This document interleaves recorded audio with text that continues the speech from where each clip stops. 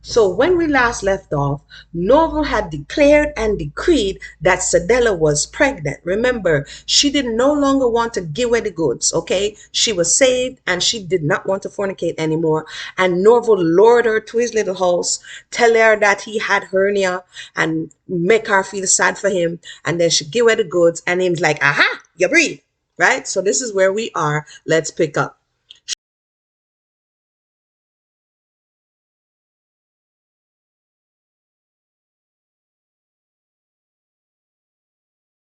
Shortly after I got pregnant, Captain decided that because of his hernia, he would no longer ride his horse and needed some other kind of work.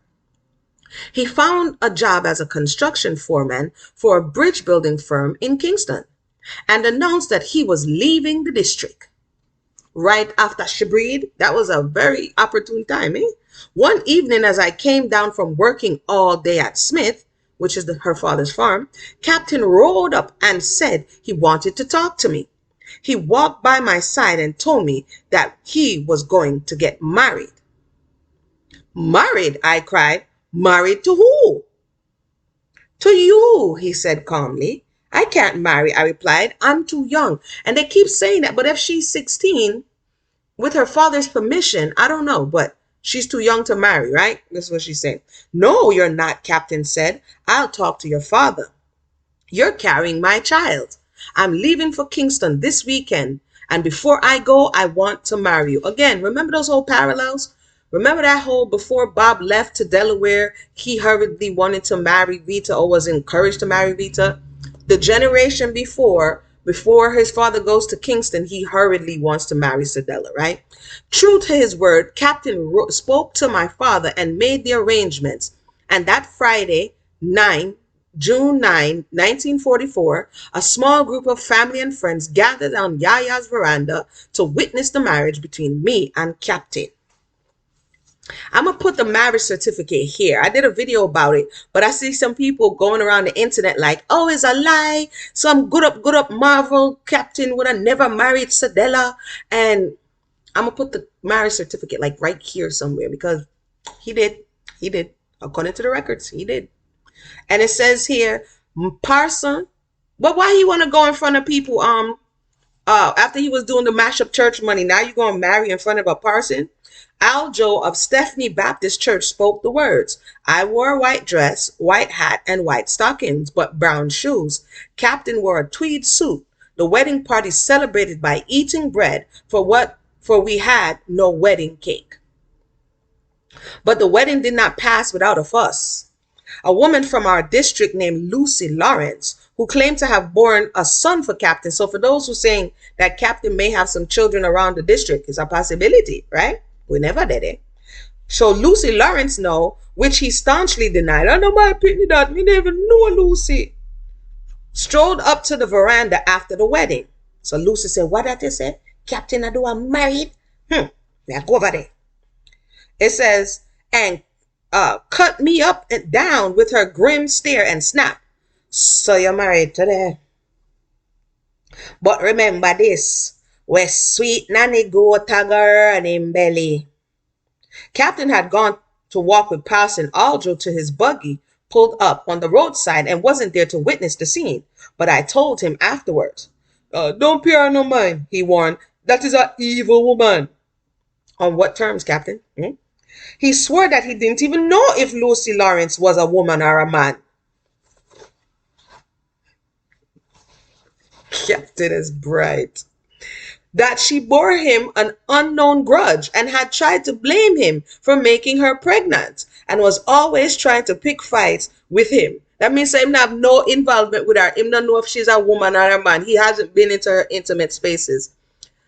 That is hilarious. Captain said that her baby father was the young son of a Chinaman she had once worked for, but the boy wouldn't accept the responsibility.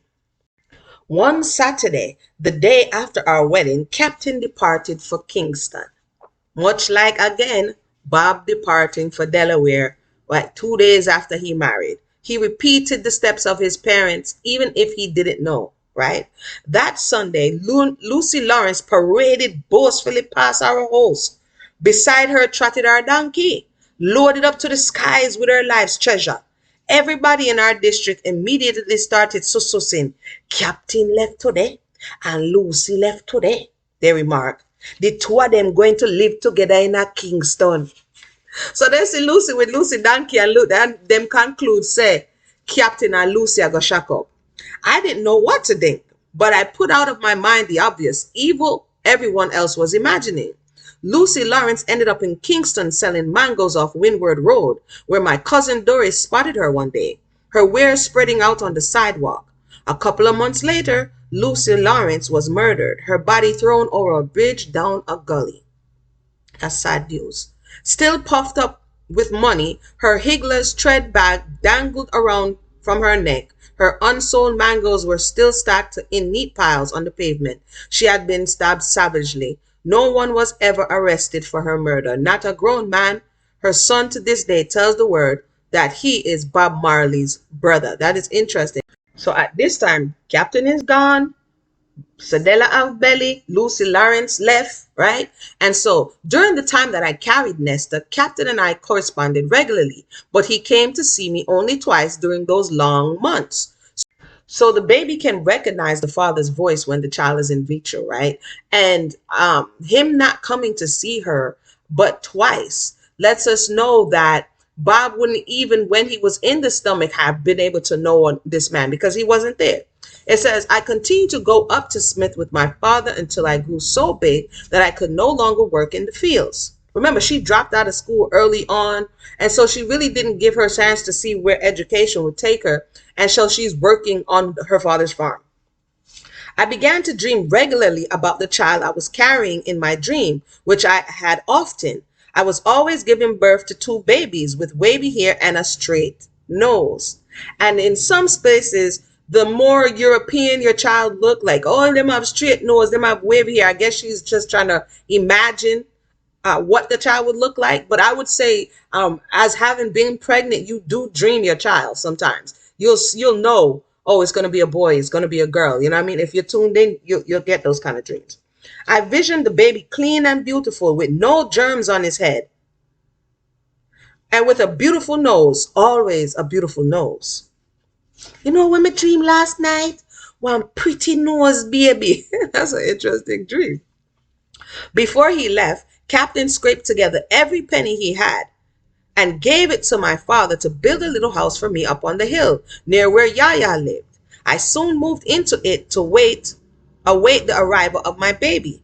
It was in this house that Nesta was raised, and besides which he now sleeps the endless sleep in his tomb.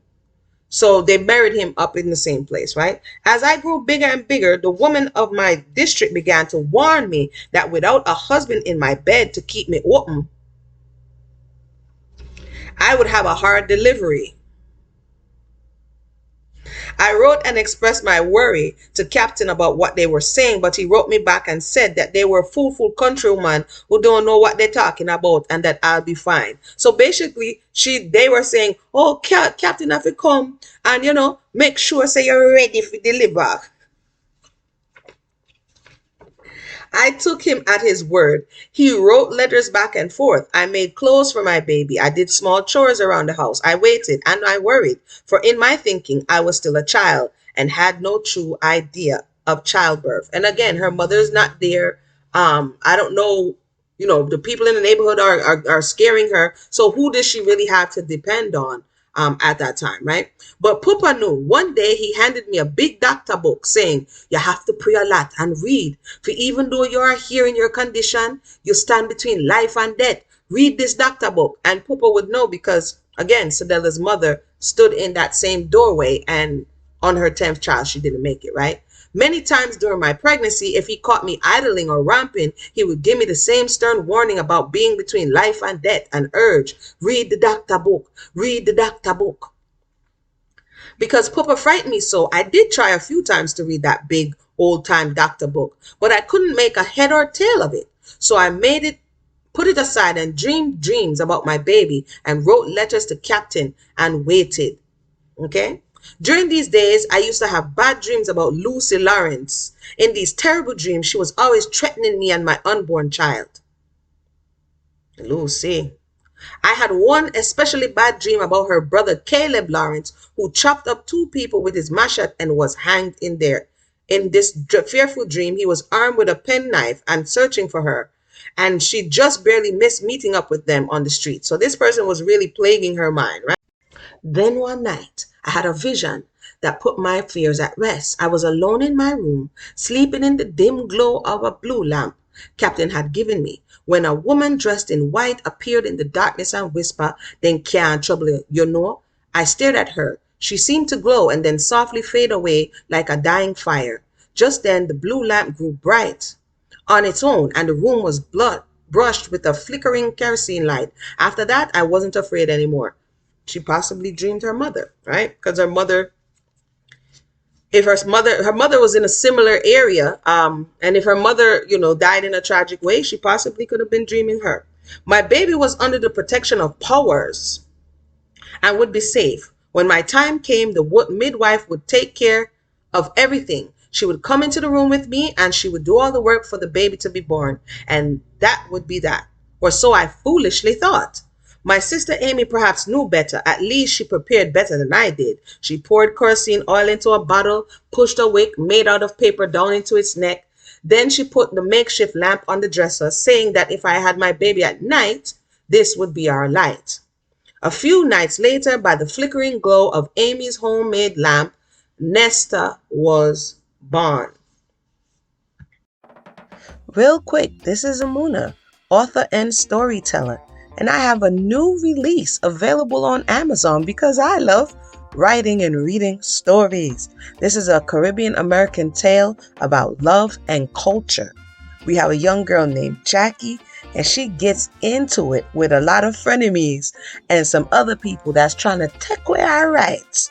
So go ahead and check out Island Twist, available on Amazon today. Now let's get back to the story. So we're going to jump down. She says she went into labor Sunday, the 4th February 1945, when the first cramp struck during daytime church service. So she was still going to church, right? So I'm going to jump down. She goes into labor. She goes through all of that. And then when he was born, she says everybody agreed that this child was beyond beautiful and wanted to hold and kiss him. That night, as I lay exhausted in my bed, wearied down to my every bone, I cradled my newborn son in my arms, put him to the breast, and felt the power and glory known only to women who bring new life into this old world. So basically, stay tuned, because we're going to go into now, after he is born, does Norval come back? What happens there? What is the real story about that?